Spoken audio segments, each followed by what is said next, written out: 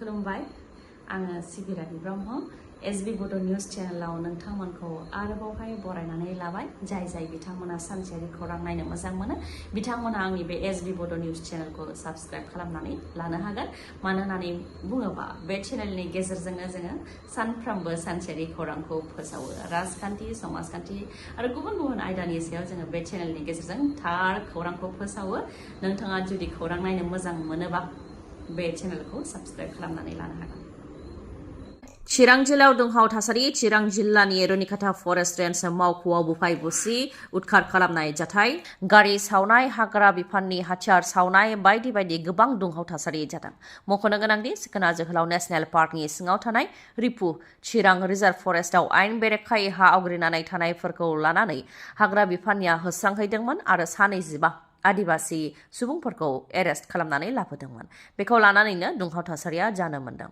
लोब आदिबासिफोरा आखायाव गोलाव लावथि अन्थाइ बायदि लानानै फुंनि समावनो ओंखारबोनानै रुनिकाटा फरेस्ट रेन्ज अफिसखौ बेंखनफैदों जेराव हाग्रा बिफान आरो आदिबासिफोरनि गेजेराव गोबां नारा-नाथार जादों हाग्रा बिफाननि मावथिफोरनि सायावबो गाग्लोबदों रागा जोंनाय आदिबासिफोरा उनाव आदिबासिनि लोब सुबुंफोरा ओंखारबोनानै हाग्रा बिफाननि मावख'खौ बुफाय बुसि खालामफैनायजों लोगोसे मावख'नि गारि सावदों स्टाफनि गारि मटर साइकेल बायदिफोरखौ सावदों सिलाइ सावदों आरो जि मोनो बेखौनो बुफाय बुसि खालामनानै गिख्रंथाव थासारि सोमजिहोदों थासारिखौ सामलायनो हाग्रा बिफाननिफ्रायबो ब्लेंक फायार गावनो गोनां जादों टियार गेस गावनो गोनां जादों आरो गोबां एडिशनेल फर्सबो लेंहरनो गोनां जादों गोबां नाजानायनि उनाव थासारिखौ उनाव सामलायफिननो हादों जाहाथे आरोबाव थासारिया गाज्रिसिन जाबावा बेनि थाखाय चिरां आरो क'क्राझार जिल्लानि माखासे जायगाफोराव मबाइल इन्टारनेटखौबो बन्द' खालामनो थाखाय बिथोन होदों आसाम सरकारा मेट्रिक रिजाल्टनि फिथाइ फोसावखांनायनि उनाव जायफोर फरायसाफ्रा हायार सेकेन्डारि फाइनाल आनजाद लिरदोंमोन बिथांमोनहा गावसोरनि आनजादनि फिथाइखौ माब्ला मोननो हागोन बेखौ लानानै गोलाव समनिफ्रायनो हांखुर जानानै दङ बेनि गेजेरावनो रिजाल्टखौ फोसावनाय जासिगोन होननानै सानसे सिगांसो नंखाय खौराङा गोसारदोंमोन बेखौ लानानै आसाम स्टेट स्कुल एडुकेशन बर्डनिफ्राय नटिस फोसावदों the higher secondary final year 2026 नि फिथाइखौ 21 एप्रिलनि उनाव फोसावनाय जागोन होननानै फोरमायथिदों 21 एप्रिलनि उनाव माब्ला फोसावगोन बेनि अक्ट'खौ थि फोसावाखै नाथाय 21 एप्रिलनि उनाव फोसावनाय जागोन होननानै आसाम स्टेट स्कुल एडुकेशन बर्डनिफ्राय नटिसखौ फोसावदों चिरां जिल्ला रुनिकाटा फरेस्ट रेन्जआव दुंहाव थासारि जानायखौ लानानै चिरां जिल्लानि डिएफअ कुन्स बसुमतारी बिथाङा मा फोरमायथिदों आरो आदिबासिनिफ्राय मा फोरमायथिदों बेखौ नोंथांमोननो मिथिहोनो आखायाव लाबाय चिरां जिल्ला डिएफअ कुन्स बसुमतारी बिथाङा फोरमायथिदों दि आदिबासिफोरा बेबायदि खालामनो थांखि दंखायोमोन आरो सोरनिबा थुनज्लायनायाव बेबायदि खामानिखौ गमामायैनो मावदों होननानै फोरमायथियो लोगोसे फोरमायथिबावदि हमनानै लाबोनाय 25 आदिबासिफोरखौ गावसोरनि लिडार आरो न'खरनिफोरनिफ्राय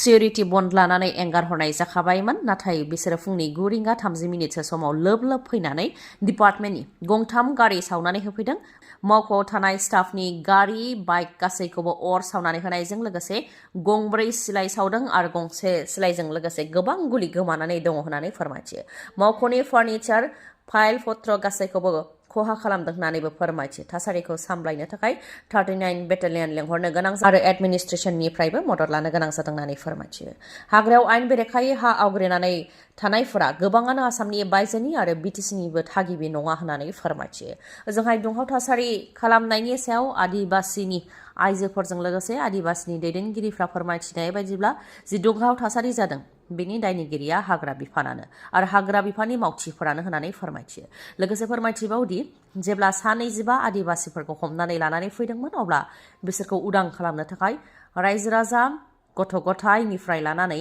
आइजोफोरबो फैदोंमोन नाथाय जौ लोंनानै थानाय हाग्रा बिफाननि मावथिफोरा आइजोफोरनि मोदोमाव माखासे आखाइ होदों प्राइभेट पार्टआवबो आखाइ होदों अदेबानि दांथावै जायगायावबो आखाइ होदों आरो उन्दै गथ'खौ डास्टबिनाव गारदों होननानै फोरमायथिदों हाग्रा बिफाननि बेबायदि सुबुंथिनि हेंथा हाबा मावनायनि सायावनो रायजो राजाया खुद्रिदों जायनि थाखाय ओंखारबोदों आरो बेबायदि जाथाया जानो मोन्दों होननानै फोरमायथियो जाथायखौ सामलायनो डिसि फैदोंमोन नाथाय डिसिआ हाजोबा बेनिखायनो चिरां जिल्लानि डिएफअ आरो BTCनि हाग्रा बिफाननि EM फानेराम ब्रह्मआ जाहाथे बेनि सायाव राहा लायो जाय हाग्रा बिफाननि मावथिया आइजोफोरजों बेबायदि आखु खालामदोंमोन बेनि सायाव जाहाथे राहा लायो आरो दायनिगिरिखौ जाहाथे थाबैनो एरेस्ट खालामो बेनि थाखायबो दाबि खालामो आदिबासिनिफ्राय ओनसोलारि राजखान्थि दोलोनि गोख्रों देरहासारनाय आरो बिजेपि राजखान्थि दोलोनि गाज्रि जेननाय टिटि AADCनि गिबि बिसायख'थियाव 28 मासिनि मादाव 24 मासिखौनो देरहासार जानो हादों तिप्रा मता पार्टीया।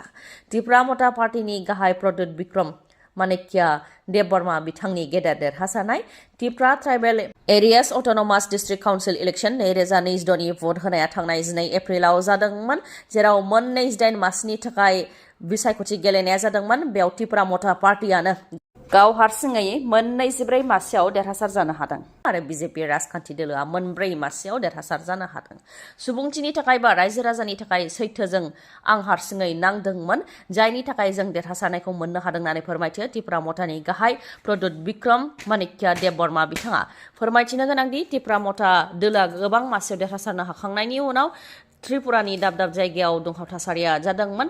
बेखौ हेंथा खालामनानै जाहाथे गोजोनखौ लाखियो, बेनि थाखायबो देबबर्मा बिथाङा खावलायनायखौ नुनो मोननाय जादों।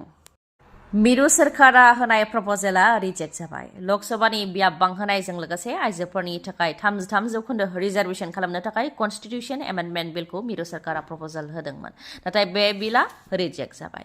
बे बिलखौ पास खालामनो थाखाय 298 एमपिफोरा मदद होनानै भट होदोंमोन, नाथाय 230 एमपिफोरानो बेनि हेंथा भटखौ होदोंमन। गासै 528 एमपिफोरा भट होनायनि मादाव बे बिलखौ पास खालामनो थाखाय 3/2 भटनि गोनांथिमोन, अदेबानि 352 भटनि गोनांथिमोन, नाथाय बे भटखौ मोनैनि थाखाय मिरु सोरखारा बे बिलखौ पास खालामनो हायासै।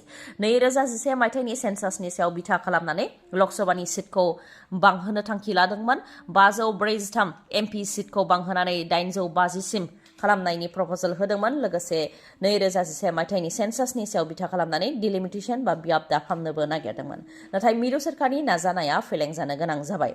बेरेखा दोलोनिफ्राय बे बिलखौ मानि थाखाय पास खालामनायाव मदद होआखै बेखौ लानानै फोरमायथिदों दि मिरु सोरखारा 2021 मायथाइनि आपडेट जाखानाय सेन्सासनि सायाव बिथा खालामनानै डिलिमिटेशन बा बियाब दाफामनाय बा बियाब बांहोनायनि सोमोन्दै सानालासे 2011 मायथाइनि सेन्सासनि सायाव बिथा खालामनानै बियाबखौ बांहोनो नाजादों बा बियाबखौ दाफामनो नाजादों, नाथाय बेबायदि खालामोब्लाबो बिथांमोनहा खोला भारत आरो नर्थ इस्टनिफ्राय एमपिफोरखौ खम खालामगोन होननानै फोरमायथियो बेरेखा दोलोनिफ्राय। बेनिखायनो बे बिलखौ पास खालामनायाव मदद होनाय जायाखै होननानै फोरमायथियो। मेट्रिक आनजादाव उथ्रिसार जानो हानाय फरायसाफोरनि थाखाय मोनसे गोजोनथाव खौरां। क'क्राझाराव थानाय बड'लेण्ड एकाडेमि सिनियर सेकेन्डारि स्कुलनिफ्राय नोंथांमोननि थाखाय गोजोनथाव खौरां लानानै फैदों। क'क्राझाराव थानाय बड'लेण्ड एकाडेमि सिनियर सेकेन्डारि स्कुलाव दासान्दि HS फार्स्ट इयारनि फरायसाफोरनि थाखाय बेसेन नाङै मुं थिसननाया जागासिनो दङ।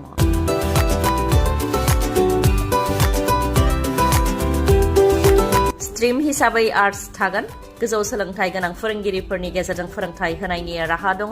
मिडियाम हिसाबै बर' आरो इंराजि जागोन। 12 एप्रिलनिफ्रायनो मुं थिसननाया जागासिनो दङ। उफ्रा सोलोंथाइ हिसाबै इनभाइरमेन्टेल फिल्ड स्टाडि बेफोरखौ लानो हागोन।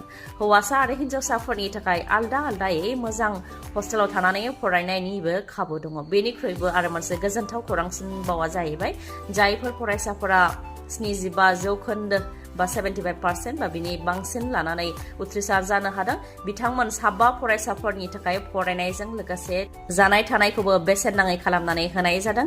बेनिखायनो जायफोर फरायसाफ्रा गोसो गुदुं बिथांमोनहा क'क्राझाराव थानाय बड'लेण्ड एकाडेमि सिनियर सेकेन्डारि स्कुलाव मुं थिसननो हागोन। कन्टेक्ट नाम्बारा जाहैबाय 9101488399। बे जानबुं नाम्बाराव नोंथांमोनहा फोनांजाबनानै मोजाङैनो सावरायनो हागोन। गोजोन्थों। मोसौ गोमानायनि खौरां। रंजालि बैसागुनि जेरैथिंबो रंजा बाजा खालामबाय थानायनि समावनो सनेन बसुमतारीनि माबा मोसौआ खेबसेयैनो गोमादों, जायखौ लानानै खाफालाव आखाइ होनो गोनां जादों बिथाङा। बिमा मानैजों लोगोसे बिसोरनि 3 फिसाफ्रा खेबसेयैनो गोमादों होननानै फोरमायथियो। मोसौ बैसागो सानखालि मोसौखौ थुखैखांनायनि उनाव दुब्लियाव एंगारनानै फैदोंमोन, नाथाय बे साननिफ्रायनो माबाबो मोसौआ गोमानानै दङ। खाथि खालानि गामिफ्राव गोबां नागिरनायनि उनावबो माबा मोसौखौ मोननो हायाखै होननानै फोरमायथिदों। बेनिखायनो सोरबाफोर आन्दायनानै थानाय मोसौ नुसनबायोब्ला बा सोरबाफोर खानानै दोनदोंबा अन्नानै जाहाथे एंगारनानै हरो बा खौरां हरो, बेनि थाखाय खावलायदों सनेन बसुमतारीया। खौरां हरनो थाखाय जानबुं नाम्बारा 9101259603। खेबसे बुंबावनि 9101259603। बे जानबुं नाम्बाराव नोंथांमोनहा खौरांखौ हरनो हागोन। खौरांखौ जोबजासे खोनासंनायनि थाखाय गोजोन्थों। उननि समाव आरोबाव जों बेबायदिनो लोगो मोनफिनबावगोन।